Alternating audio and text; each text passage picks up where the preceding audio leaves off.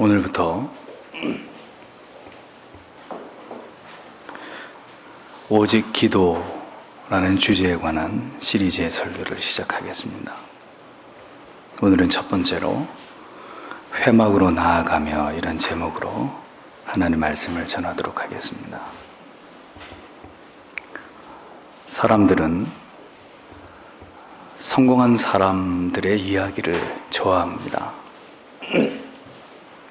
그들의 신화에 열광을 하죠. 그리고 그들의 인생에서 무엇인가 성공을 위한 노하우를 배우고 싶어 합니다. 신앙의 세계에서도 이와 같은 노력은 동일하게 이루어져야 합니다.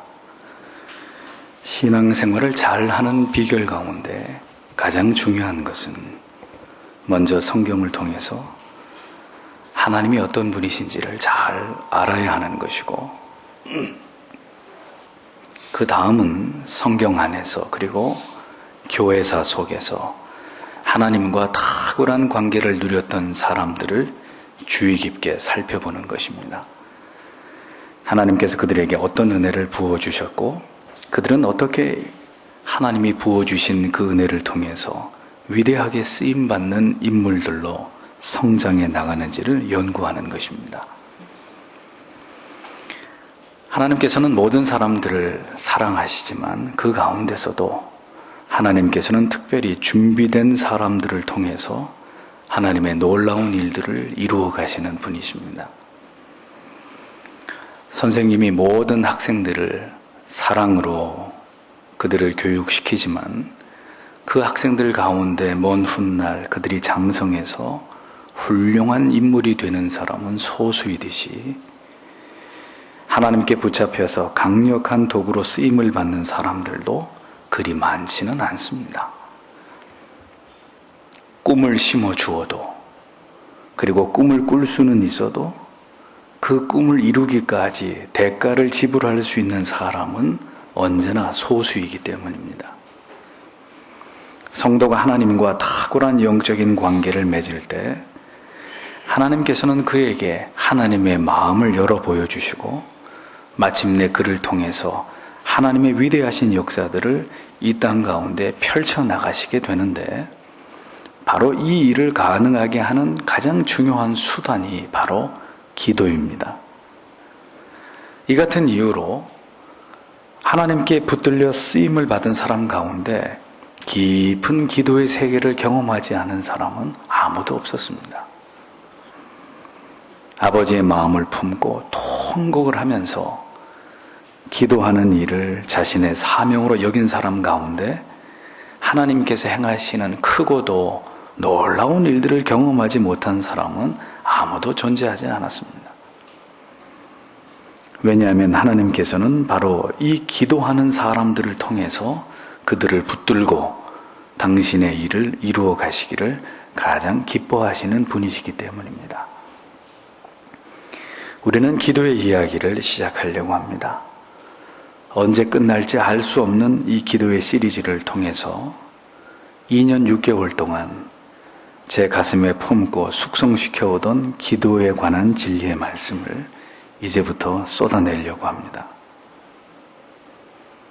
10여 년 전에 제가 회원교회를 떠나기 전까지 대학부와 나중에는 청년부까지 그들을 데리고 제 기억으로 한 달에 한 번 반드시 산 기도를 갔었습니다. 금요 예배가 마치고 기도원에 도착을 하면 저녁 11시 정도가 돼서 다시 하나님의 말씀을 나누고 서로를 위해서 기도하고 교회를 위해서 기도를 하면 언제나 새벽 3시가 훌쩍 넘는 그런 시간을 보낸 적이 있습니다. 기도회가 끝나고 잠깐 눈을 붙이고 새우잠을 청하고는 또 이른 아침에 다시 기도원을 떠나서 교회로 향하곤 했던 그런 기억이 있습니다. 그 기도 모임을 이름하여 회막 모임이다 이렇게 불렀습니다. 그 기도의 불씨가 지금까지 이어와서 회원교회 청년들이 다시 그런 기도의 모임을 불러일으키고 있으니 참으로 감회가 새롭다는 생각을 해봅니다. 모두가 다 하나님의 은혜라고 생각이 됩니다. 오직 기도의 이 시리즈의 설교가 이어지는 동안에 제 마음에 간절한 기도의 제목과 소망이 한 가지 있습니다. 그것은 도무지 기도하시지 않던 성도님들이 기도하시기 시작하고, 기도에 죽음과 같이 무관심으로 일관하던 성도님들의 영혼이 깨어나서 여기저기 기도의 모임이 결성되고, 그래서 언제나 예배당의 문을 열면 기도하시는 성도님들의 흐느낌을 들을 수 있는 그런 교회가 되게 하는 것입니다. 기도하지 않는 민족, 기도하지 않는 가정, 기도하지 않는 교회, 기도하지 않는 개인은 아무런 소망이 없습니다. 하나님의 나라를 위해 아무런 유익이 되지 못하는 존재로 살아갈 뿐이라는 것을 잊지 마십시오. 기도에 관한 많은 성경의 본문들이 있지만 그 오래전에 바로 이 말씀을 통해서 회막이라는 기도 모임을 시작했고, 그 모임을 통해서 많은 은혜를 허락하심을 추억하면서 저는 다시 이 본문으로 오직 기도의 시리즈의 설교를 시작하려고 합니다. 오늘은 다른 때와는 달리 서론이 길었습니다만 이제 오늘 본문에 관해서 말씀을 드리려고 합니다. 오늘 본문의 배경은 이렇습니다. 출애굽을 한 이스라엘의 백성들이 홍해를 지나서 광야로 들어가기 전에 그들이 제일 먼저 도착한 곳은 시나이 반도였습니다.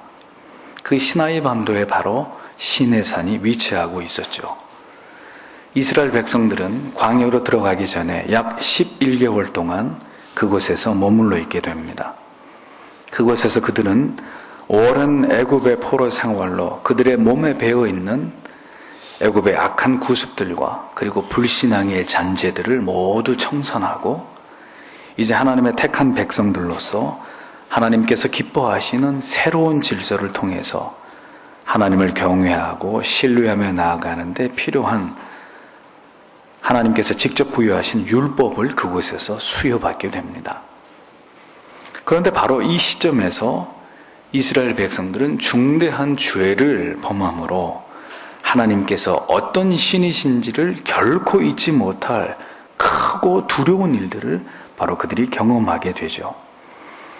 그것은 그들의 지도자 모세가 십계명을 받기 위해서 시나산에 올라가 있는 동안에 이스라엘 백성들이 애굽적인 가치관과 그리고 그들에게 남아있었던 애굽 문화의 잔재의 영향으로 그들이 금송아지를 하나님의 형상으로 만들어서 이를 숭배함으로 하나님께 크게 범죄하는 죄를 범하게 되고, 그로 인해서 하나님께서는 그들을 진멸하시고자 하셨던 바로 그 사건이었습니다. 출애굽기 32장 9절 10절에 이 사건을 두고 하나님께서 말씀하시기를, 주께서 또 모세에게 이르시되 내가 이 백성을 보아왔는데 보라, 그 백성은 목이 뻣뻣한 백성이로다. 그런즉 이제 나를 홀로 내버려 두라. 내가 그들에게 맹렬히 진노하여 그들을 소멸시키고 너로부터 큰 민족을 만들리라 하시니, 이렇게 흠정역은 기록하고 있습니다. 그때 하나님의 종 모세는 그 유명한 생애적인 중보의 탄원을 하나님께 드리게 됩니다. 32장 31절 32절의 내용이 그것입니다. 모세가 주께로 돌아와 아뢰되 이 백성이 큰 죄를 짓고 자기들을 위해 금으로 신들을 만들었나이다. 그러나 이제 주께서 그들의 죄를 용서하시옵소서. 그리하지 아니하시려면 원하건대 주께서 기록하신 주의 책에서 나를 지워버리소서 하니라고 모세가 하나님께 간절히 청하는 내용이 기록되어 있습니다. 하나님께서는 그의 기도를 들으시고 이스라엘 백성들을 향하신 맹렬한 진노를 꺾으시고, 그 대신 이제 하나님께서 이스라엘 백성들에게 어떤 조치를 취할 것이라는 말씀을 모세에게 하시게 됩니다. 그런데 문제는 이 말씀이 청천벽력 같은 그런 말씀이었다는 것입니다. 그 말씀이 출애굽기 33장 1절에서 4절까지의 내용입니다. 그 말씀 가운데 핵심이 바로 3절인데 이렇게 기록되어 있습니다. 너를 젖과 꿀이 흐르는 땅에 이르게 하려니와 나는 내 가운데서 올라가지 아니하리라. 너는 목이 뻣뻣한 백성이므로 내가 길에서 너를 소멸시킬까 염려하노라 하시니라 라고 흠정역은 기록하고 있습니다. 지금까지 이스라엘의 한복판에서 그들과 함께 동행해 오셨던 하나님께서 이제 더 이상은 그들 가운데서 그들과 함께 동행하시지 않겠다고 선언을 하신 것입니다. 너희와 함께 계속 동행하다가는 너희의 불순종과 그 교만으로 인해서 내가 너희를 모두 죽일 수도 있기 때문에 나는 더 이상 너희와 함께하지 않겠다라고 설명하고 계신 것을 보게 됩니다. 이스라엘 백성들은 이 말씀을 듣는 순간 온 몸에 전류가 흐르는 듯한 충격을 받습니다. 하나님께서는 약속대로 가나안을 주시겠다고 했습니다. 그러나 그것이 문제가 아니라 하나님께서 더 이상 우리와 동행하시지 않겠다고 선언하시는 말씀이 그들의 가슴에 엄청난 충격의 파장으로 그대로 와서 박혀버리는 거예요.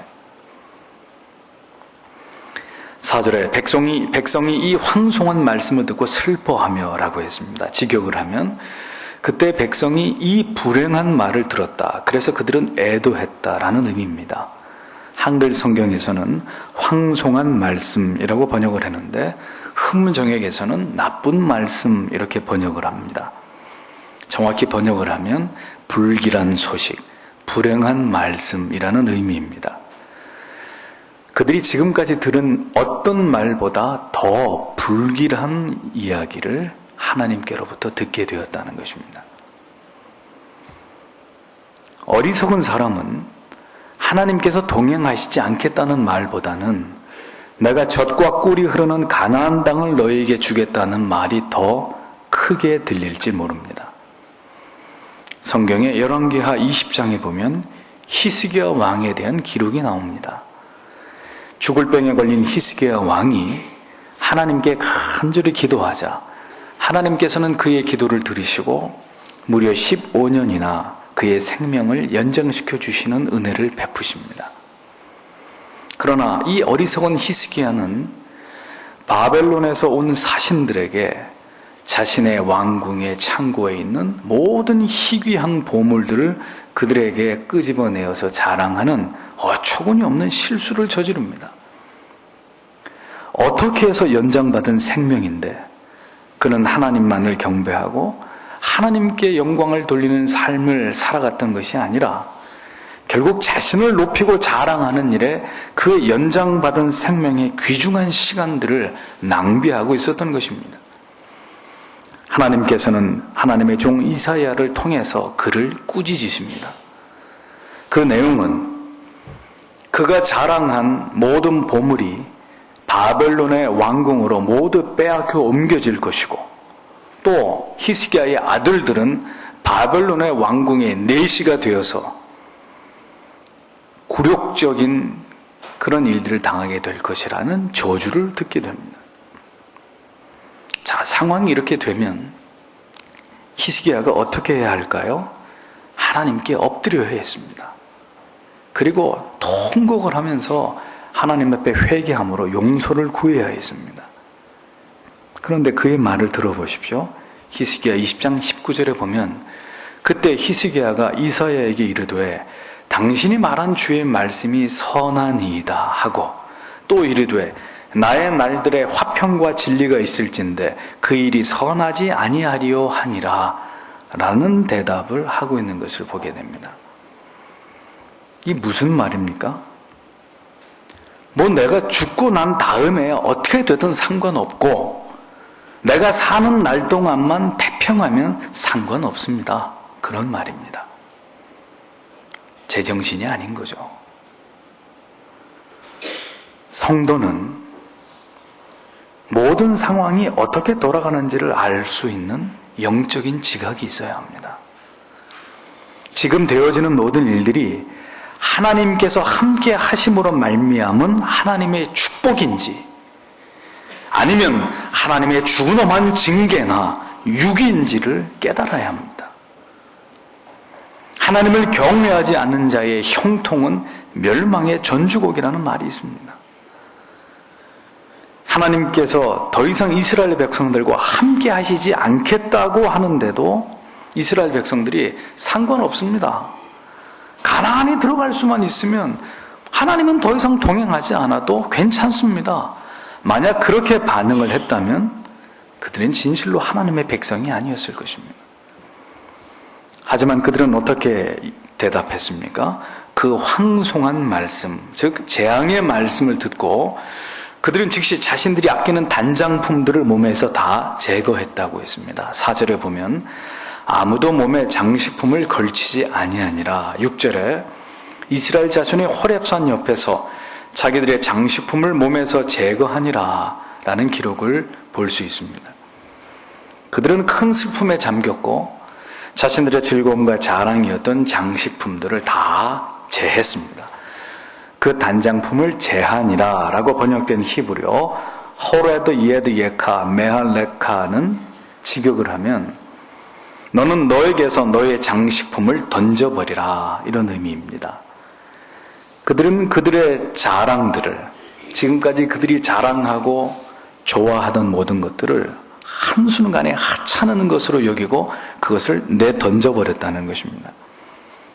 이스라엘 백성들은 지금 상황의 심각성을 깨닫고 있었던 것이죠. 하나님께서 더 이상 그들과 함께 하시지 않겠다는 말씀의 의미가 그들에게는 더 없는 충격으로 그들의 영혼을 관통하고 지나갔다는 것입니다. 하나님께서 함께 하시지 않겠다는 의미가 무엇입니까? 하나님의 백성들에게는 그들이 하나님께 의해서 선택된 백성들이라는 증표가 있어야 합니다. 그 증표가 무엇이냐? 세상에서의 번영과 형통과 성공이 아닙니다. 그 성도와 그 가정과 그 교회와 그 민족과 하나님께서 동행해 주고 계시는가? 그것의 문제입니다.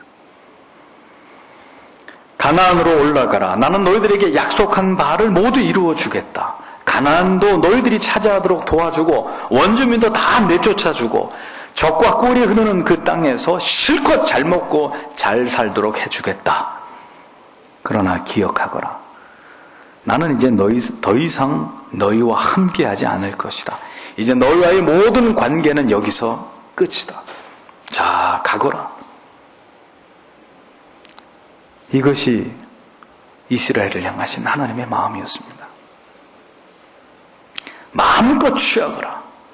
사업도 잘 되고 그토록 원하는 대기업에도 취직하고 그렇게 원하는 잘생기고 이쁜 배우자 얻어서 결혼도 하고 자녀들은 모두 우수한 성적으로 공부도 잘하고 너희 가정은 내가 약속한 대로 마음껏 복을 누리게 될 것이다.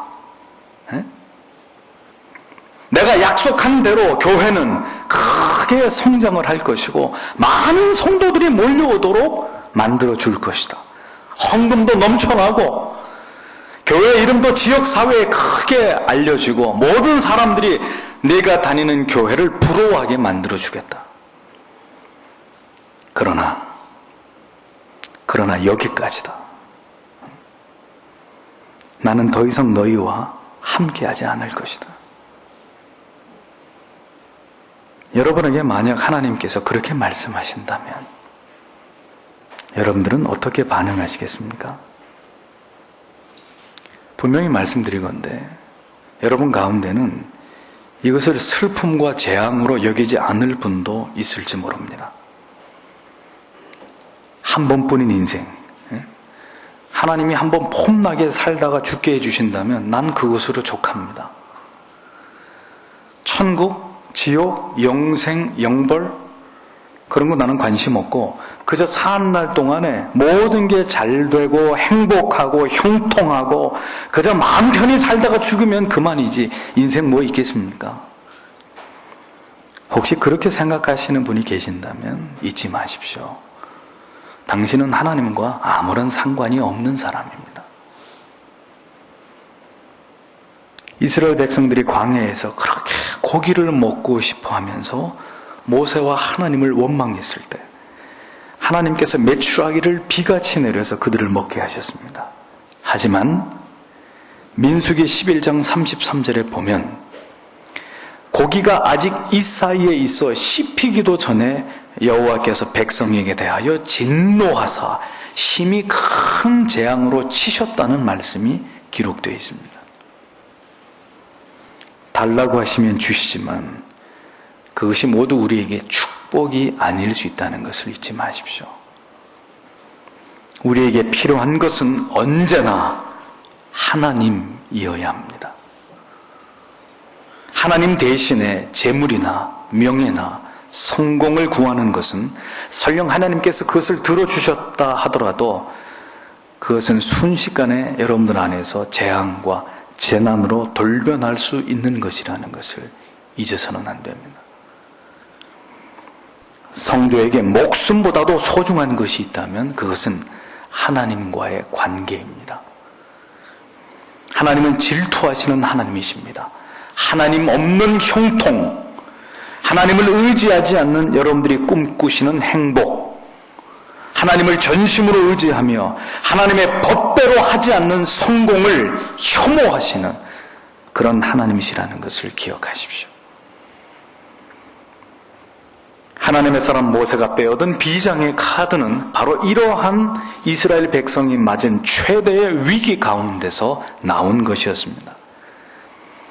7절의 말씀을 흠정역 번역본으로 보면 모세가 성막을 취하여 진영 밖에 쳐서 진영과 멀리 떨어지게 하고 그것을 회중의 성막이라고 부르니라.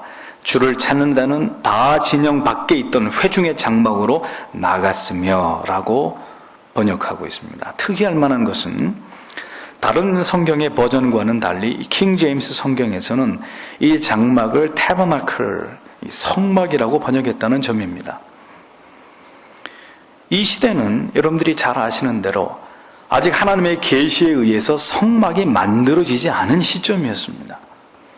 따라서 모세가 세운 이 회막, 오헬 모에드, 즉 회집의 장소라는 뜻의 이 성막을 대신한 최초의 장막이 바로 모세가 설치한 이 장막이 되는 것이니 상징적으로 매우 중요한 가치를 갖는 그런 의미가 있다고 말할 수 있습니다. 이스라엘 백성이 최초로 하나님 앞으로 나아가서 기도한 장막이었기 때문입니다. 모세가 세운 장막의 특징은 첫째로 그것은 유일한 장막이었다는 거예요.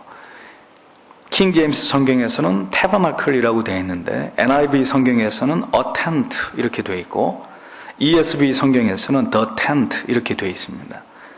그러니 장막이 유일하게 하나뿐이었다는 것인데 장막이 하나뿐이었다는 것은 뭘 의미할까요? 7절에 보면 여호와를 앙모하는 자는 다 진 바깥 회막으로 나아가며 라고 되어 있습니다. 즉 이스라엘 백성 전체에 비해서 기도하러 회막으로 나온 자들의 수는 소수에 지나지 않았다는 것입니다.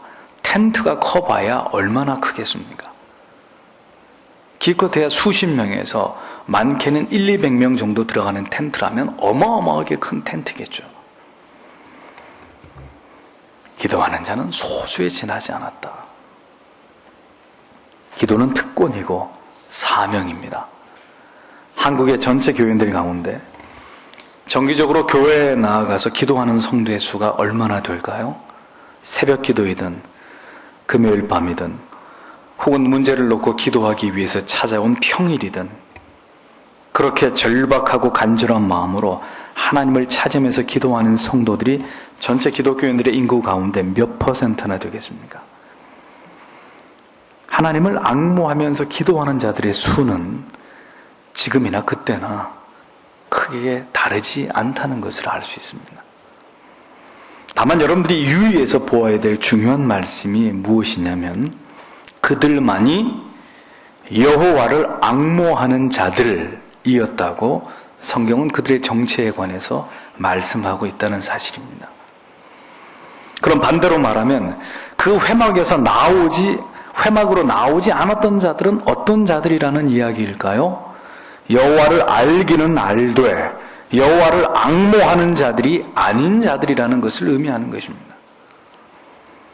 사전의 말씀을 보면 분명히 앞에서 백성이 이 황송한 말씀을 듣고 슬퍼하며 한 사람도 그 몸을 단정하지 아니했다라는 기록이 나옵니다. 하나님께서 더 이상 동행하지 않으시겠다고 말씀하셨을 때 그들은 분명히 지금의 상황이 심각한 위기의 상황이라는 것을 모두 알고 있었습니다. 모두 다 단장품을 제했다고 했으니까.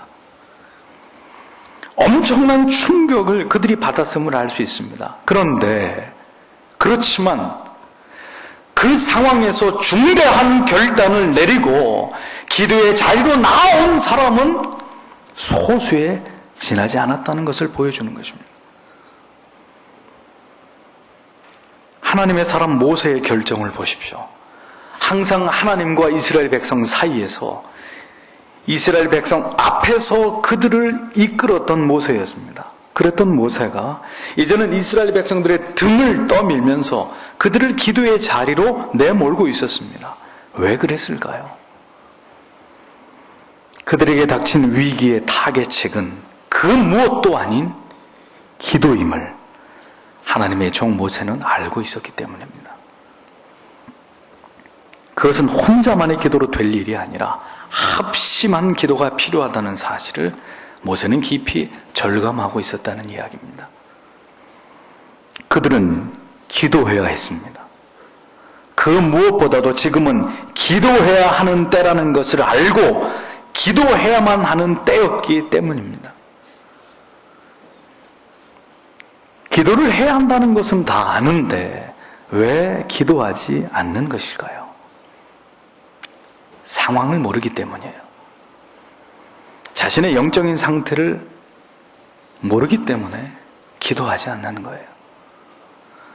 모든 일들이 문제없이 잘 돌아가고 설령 문제가 있다 할지라도 이 정도는 얼마든지 자신의 노력으로 감당할 수 있을 것이라고 생각하기 때문입니다. 중요한 결정을 앞두고 혹은 중요한 일을 앞두고 분명히 성도라면 기도해야 한다는 것을 알고 있음에도 기도하지 않는 것은 기도를 통해서 하나님을 의지하기보다는 항상 그래왔듯이 그냥 내가 알아서 하면 될 일이라는 마음이 내 안에 더 크기 때문입니다. 하나님께서 함께 하시지 않아도 내 영혼의 상태가 그다지 건강하지 않아도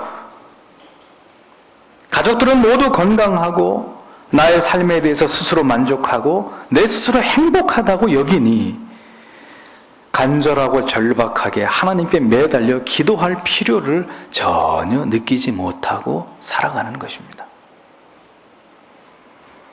또한 이 장막의 특징은 이스라엘 진영에서 상당히 멀리 떨어진 곳에 위치하고 있었다는 사실입니다. 진과 멀리 떠나게 하고 라고 기록되어 있습니다. ESV 영어 성경에서는 이 부분을 far off from the camp 이렇게 되어 있습니다. 캠프로부터 한참 떨어져 그런 의미입니다. 이는 이스라엘과 하나님 사이의 분리를 의미하는 것입니다.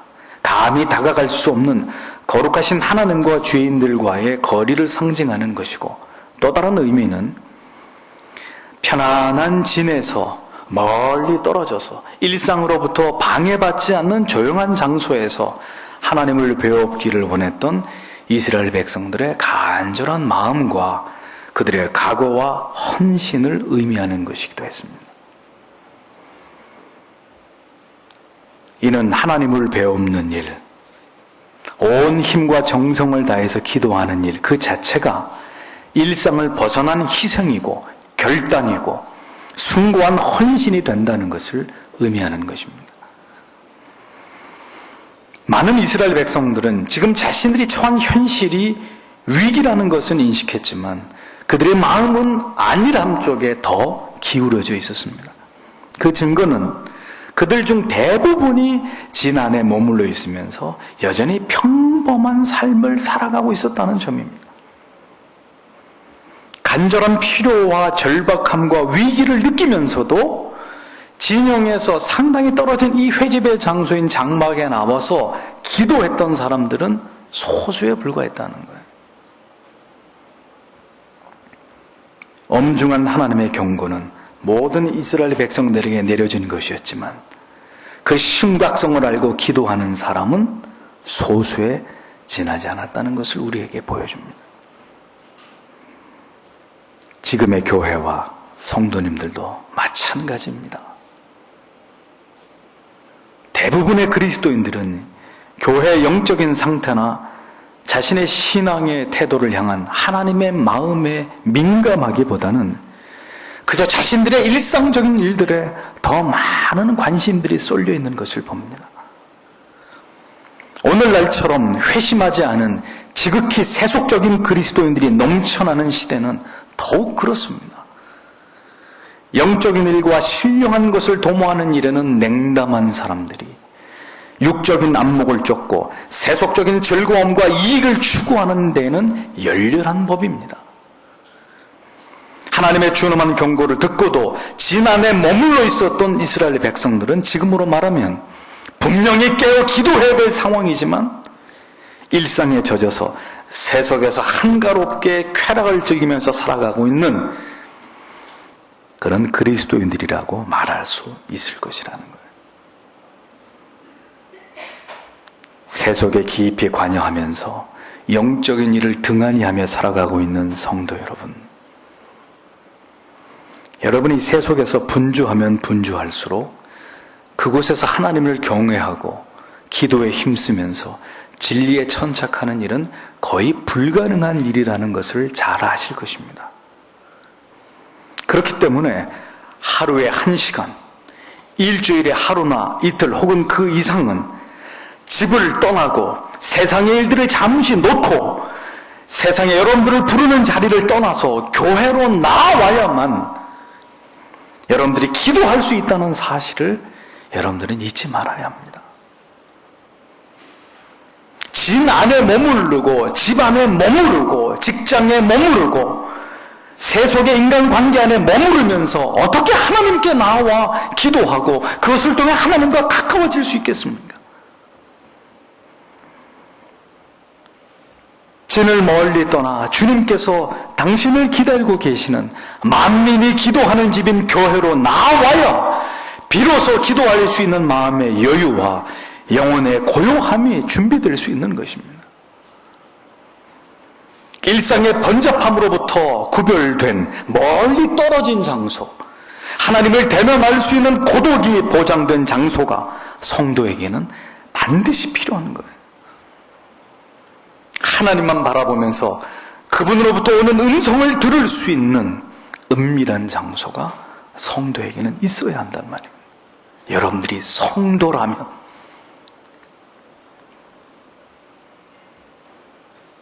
기도의 사람이 되기를 원하십니까? 오직 기도에 매달림으로 그 깊은 기도 속에서 진실로 하나님을 대면하는 영광을 맛보기를 원하신다면 여러분들이 그렇게 머물러 있기를 좋아하는 여러분들의 가정과 직장과 여러분들이 좋아하는 사람들과 어울리는 시간과 모든 육신의 즐거움을 도모하는 것으로부터 벗어나십시오. 그것을 떠나야 되는 거예요. 그 안에 있으면서 하나님을 찾고 그분을 배울 수 있는 길은 없는 것입니다. 고독을 사랑하지 않는 사람은 결단코 기도의 사람이 될 수 없습니다. 기도의 자리를 사랑하지 않는 사람은 결코 깊은 기도를 통해서 하나님을 경험하는 은혜를 누릴 수 없습니다. 다른 것은 몰라도 성도의 기도는 마음으로 이루어지는 사역이고 헌신입니다. 언제나 세상의 화려한 것들과 편안한 것으로 점령당한 마음의 상태로는 그래서 결코 하나님 앞으로 나와 깊은 기도로 하나님과 교제할 수 없는 거예요. 일주일 내내 세상에서 육적인 것들을 추구하느라고 시간을 다 쏟아버리고 주일에 교회에 나와서 앉아있게 되면 그분의 영혼은 텅 빈 진공 상태가 되게 됩니다.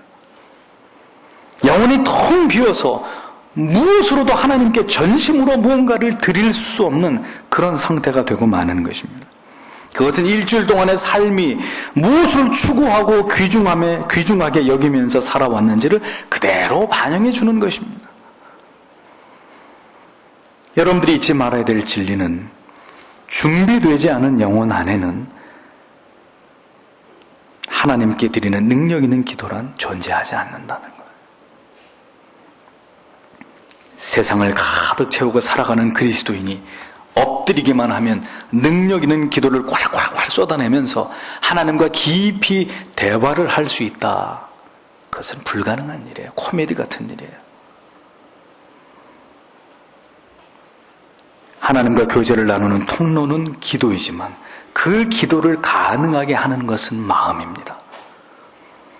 그 마음의 샘이 맑고 깨끗하다면 기도도 힘있게 드려지고 그 기도의 통로를 통해서 힘차게 하나님께 뻗어나가는 기도의 물줄기를 만들어낼 수 있을 것입니다.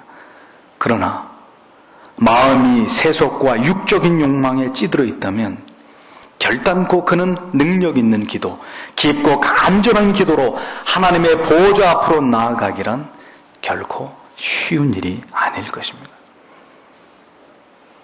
그냥 머리를 조아리고 앵무새처럼 하는 그런 형식적인 기도, 의미 없는 기도는 언제나 누구나 할 수 있는 기도이지만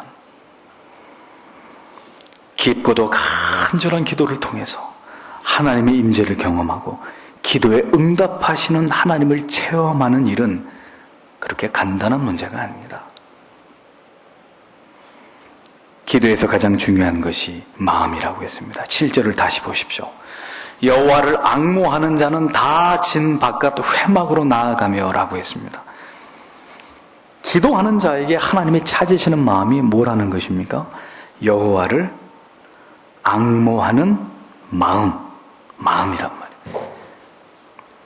여호와를 앙모하는 자에 해당하는 히브리 말 콜 메바케쉬 예호와 직역을 하면 여호와를 찾는 모든 자라는 의미입니다.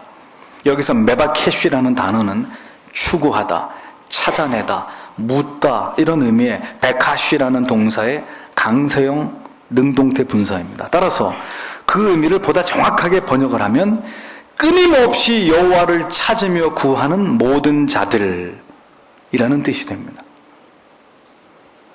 곧 하나님과 동행하기 위해서 계속해서 쉬지 않고 그분을 찾으면서 추구하는 열정적인 행동을 의미하는 거예요. 그것이 하나님을 앙모하는 것, 하나님을 간절히 찾는 것을 의미한다고 성경은 말씀하고 있습니다. 그러면 하나님을 간절히 찾는다는 것은 뭘 의미하는 것일까요? 시편 42편 1절에서 시인이 이렇게 노래를 합니다.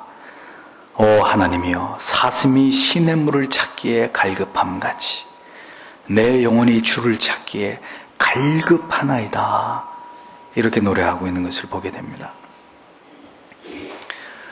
시인은 여기에서 왜 자신의 하나님을 향한 갈망을 목마른 사슴에 비유한 것일까요?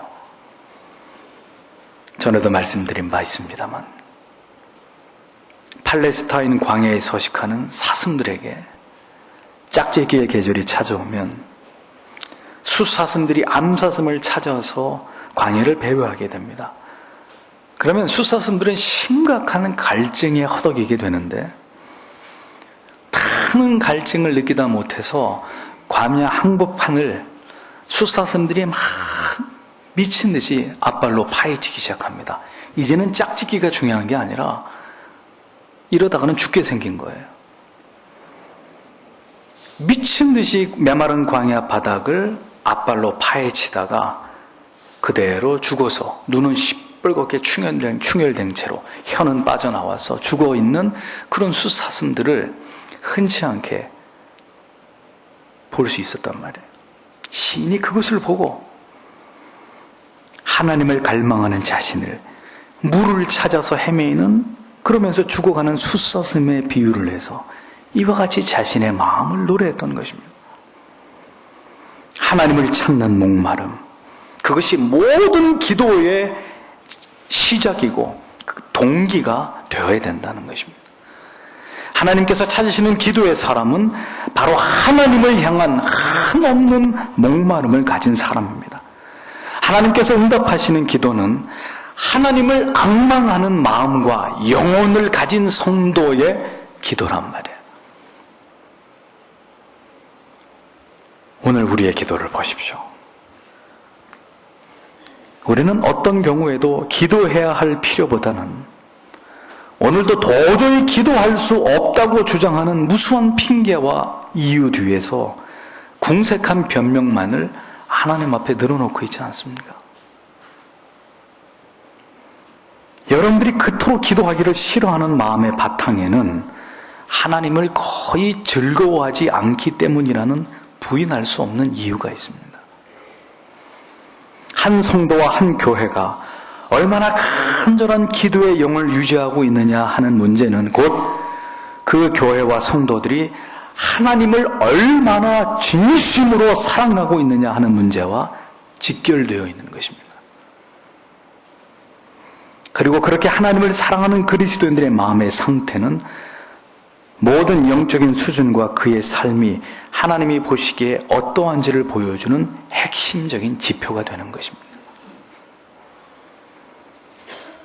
많은 성도들이 예수를 믿고 교회를 다니지만 오직 기도에 힘쓰는 마음과 그 동기를 영혼에 담지하고 있는 성도는 소수에 지나지 않습니다.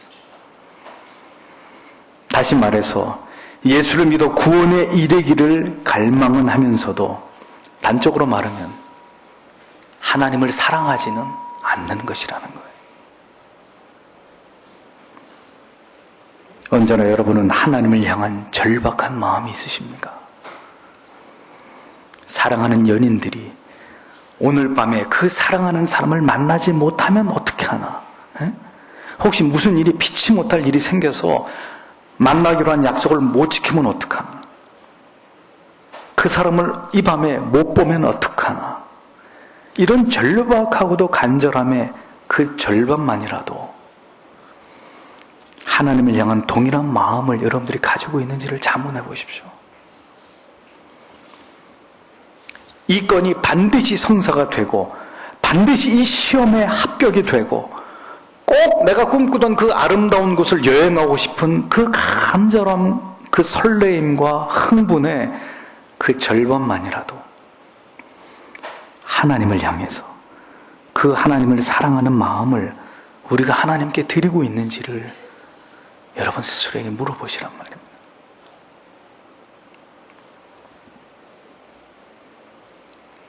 여러분, 우리가 과연 하나님을 사랑하는 사람들이 맞습니까? 우리는 정말 하나님을 사랑하고 있는 사람들이 맞습니까? 하나님은 어떻게 생각하실까요?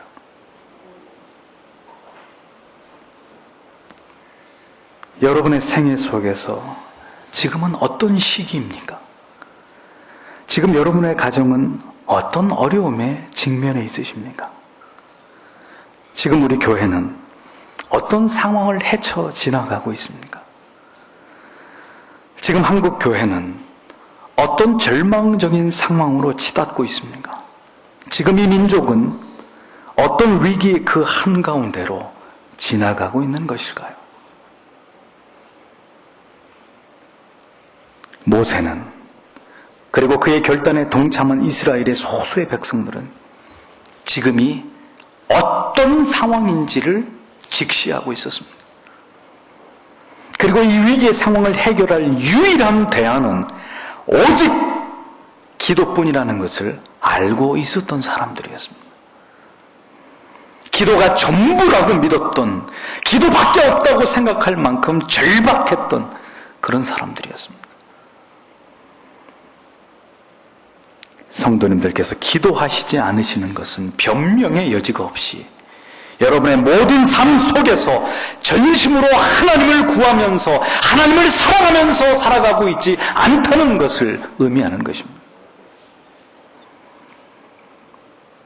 주님의 몸인 교회가 결집된 기도의 힘을 발휘하지 못하는 것은 교회가 전심으로 추구하는 바가 하나님 자신이 아니라는 것을 보여주는 것입니다. 따라서 그러한 교회와 성도들은 가정과 기업과 교회를 운영해 나감에 있어서 순간순간 도우시는 하나님의 도우심과 인도하심을 갈망하기보다는 제도와 방법과 관행과 그리고 인간적인 계획의 도모로 모든 일들을 진행할 확률이 높은 거예요. 이것은 전심으로 하나님을 구하고 찾는 일에 실패한 결과임을 보여주는 것입니다. 어떤 일이든 기도하는 일이 습관처럼 되어 있어서 언제나 하나님께 즐겨 무릎 꿇으면서 기도하는 일이 최우선이 되지 않으면 언제나 모든 일에 기도 없는 인간적인 생각과 계획에 의존한 결정으로 거의 항상 모든 일에 실패와 갈등과 손실을 경험하게 되고 여러분들의 인생에는 후회만이 더 늘어나는 그런 인생을 살아갈 수밖에 없는 거예요. 그것이 진리가 가르치고 있는 말씀입니다.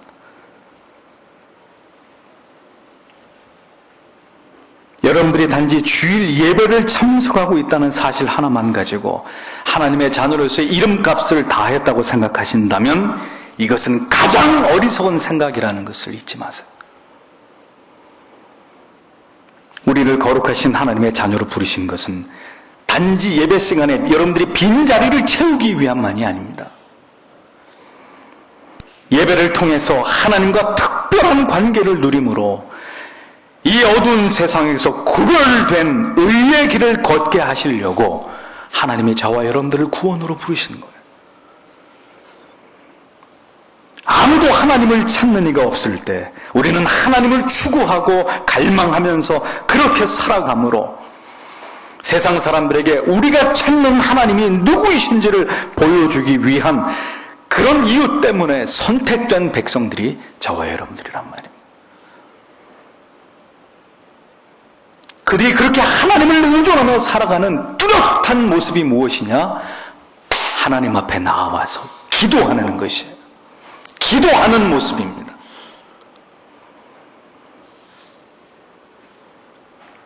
우리가 진정으로 하나님을 경외하고 사랑하는 백성들이라면 이처럼 소망 없는 이 땅의 교회들과 타락한 성직자들과 그리고 성도들을 바라보면서 비오듯 흐르는 눈물을 쏟으면서 하나님 앞에 기도하지 않을 수 없을 것입니다. 사랑하는 성도 여러분, 저는 여러분들에게 왜 기도하지 않느냐고 말하고 싶지 않습니다. 다만 목사는 비통함을 삼키면서 여러분들에게 질문하고 싶습니다. 하나님을 사랑하십니까?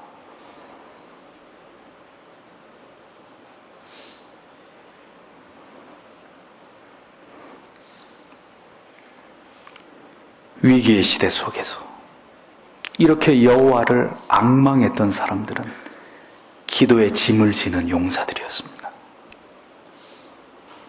그들은 기도로 헌신하도록 하나님께 특별히 부름을 받은 사람들이었습니다. 이것이 얼마나 위대한 축복입니까?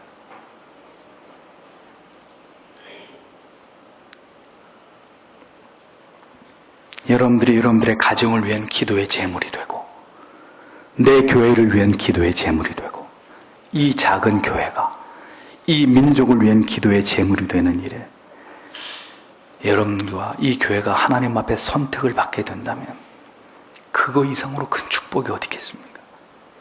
여러분 그것을 사모하고 싶은 마음이 생기지 않나요? 기도하는 사람이 많지 않은 것이 문제가 아닙니다. 기도하도록 부름을 받은 사람이 자신을 모두 바치는 일에 헌신하지 않는 일이 문제일 따름입니다. 교회의 역사를 보십시오. 위기 가운데서 정말 교회와 민족이 위기라고 느낀 사람들, 그래서 피를 토하듯이 회개를 촉구하고 기도에 전심전력을 다했던 사람은 언제나 소수에 불과했습니다. 다수의 사람들은 하나님의 진노와 심판이 임박한데도 불구하고 먹고 마시고 시집가고 장가가는 일에 열중하면서 형식적인 신앙생활로 일관했습니다. 그들은 하나님을 전심으로 사랑하는 사람들이 아니었기 때문입니다. 지금이야말로 우리가 하나님께 온 마음을 쏟아서 기도해야 할 때입니다. 지금이야말로 하나님께서 우리를 향해 뜻을 돌이키시기를 갈망하면서 여러분의 가정과 즐거움이 가득한 세상을 떠나서 교회로 나와 기도의 새벽과 늦은 밤을 지새워야 될 그러한 중대한 시기입니다. 죄를 향해 치닫고 있는 이 세상이, 그리고 교회와 신자들의 도덕적인 붕괴의 위기가, 모든 문란한 거짓된 신앙의 난무가 우리를 기도의 회막의 자리로 부르고 있는 소리가 들리지 않습니다. 사랑하는 성도 여러분, 거룩한 교회의 소명을 다하기 위해서 잠시 세상의 즐거움을 버릴 용기가 우리에게 필요합니다. 영원한 나라를 소망하면서 이 세상에서 우리에게 주어진 사명을 감당하기 위해서는 세상의 아름답고 화려하고 그 즐거운 날들 속에서 잠시 우리를 소외시켜야 될 필요가 있습니다. 부디 여러분 자신을 믿지 마세요. 때가 오면 나도 열렬하게 믿을 날이 오겠지. 기도할 날이 오겠지.